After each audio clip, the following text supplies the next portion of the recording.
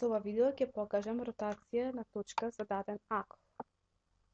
Односно, избирам точка А и уште една точка која ќе ми представува центарот на ротација. Точката Б ќе ја преименувам во точка О.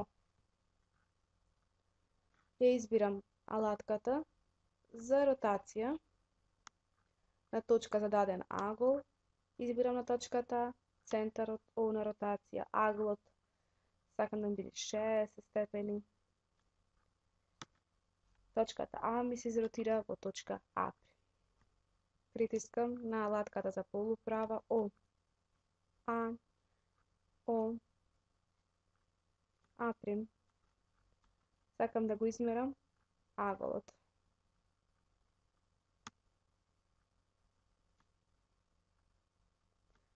Бараниот агол има 60 степени.